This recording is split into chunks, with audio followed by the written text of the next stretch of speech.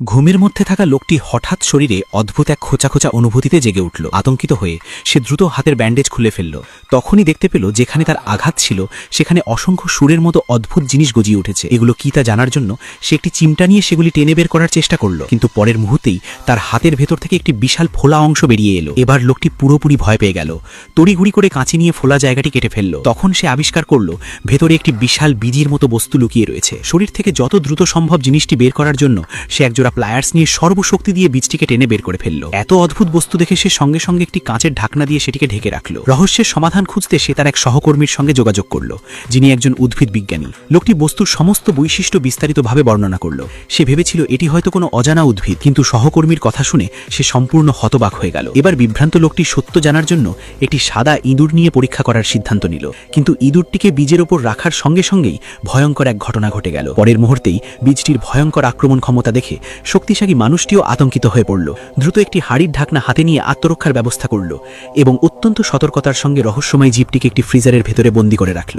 এর শক্তি কতটা তা পরীক্ষা করার জন্য সে আরও বড় বড় পরীক্ষামূলক প্রাণী কেনার পরিকল্পনা করল। পাশাপাশি নিজের ছেলে সুয়াইকে কঠোরভাবে সতর্ক করে দিল যেন কোনো অবস্থাতেই বেসমেন্টে না যায়। কিন্তু দিনের ঘটনার কারণে সে ছিল ভীষণ রাগান্বিত।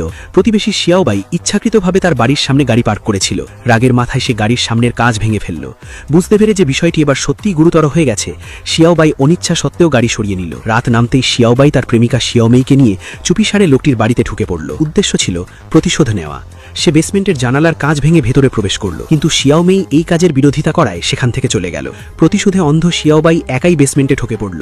চারদিকে ছড়িয়ে থাকা অদ্ভুত সব উদ্ভিদ দেখে সে সবকিছু ভাঙচুর শুরু করল। বেসমেন্ট তছনছ করে দেওয়ার পর নিজের কীর্তির ছবি তুলতে গেল। ঠিক তখনই তার সামনে থাকা ফ্রিজারের ঢাকনাটি নিজে থেকেই খুলে গেল। এটা মোটেও ভালো লক্ষণ নয়। কয়েক ঘন্টা পেরিয়ে গেলেও শিয়াওবাই ফিরে না আসায় উদ্বিগ্ন শিয়াওমেই তাকে খুঁজতে এলো। বেসমেন্টের বাইরে দাঁড়িয়ে বারবার ডাকলেও কোনো সাড়া পেল না। শেষ পর্যন্ত সে নিজেই ভেতরে ঢুকে পড়ল। অন্ধকার, আলো আর রহস্যময় শব্দে সে এমনিতেই ভীত ছিল। হঠাৎ কাদামাটি আর শুকনো পাতায় ঢাকা একটি হাত তার দিকে এগিয়ে এলো। পরের মুহূর্তেই সেই ভয়ঙ্কর দানবটিকে দেখে শিয়াওমে জ্ঞান হারিয়ে ফেলে। এদিকে সুয়াই বাড়ি ফিরে দরজা খুলতেই সেই দানবের মুখোমুখি হয়ে গেল, যে তখন অচেতন শিয়াওমেইকে কাঁধে করে নিয়ে যাচ্ছিল। দানবটি তাকে ধাক্কা মেরে ফেলে দিল আর সুয়াইও অজ্ঞান হয়ে গেল। কিছুক্ষণ পরে শিয়াওমেই জ্ঞান ফিরলে সে দেখল দানবটি একটি টুল বক্সে কিছু খুঁজছে। আতঙ্কে সে পিছিয়ে যেতে লাগলো, কিন্তু দানবটি হঠাৎ নিজের গলায় ঝোলানো একটি হাড় তুলে ধরল। তখনই শিয়াওমেই বুঝতে পারল এই দানব আসলে শিয়াওবাই। কিন্তু শিয়াওবাইয়ের সঙ্গে ঠিক কি ঘটেছে তা জানার আগেই জেগে ওঠা সুয়াই সেখানে এসে হাজির হলো। সে একটি লোহার রড তুলে নিয়ে দানবের ওপর হামলা করল, কিন্তু মুহূর্তের মধ্যেই দানব তাকে মাটিতে চেপে ধরল।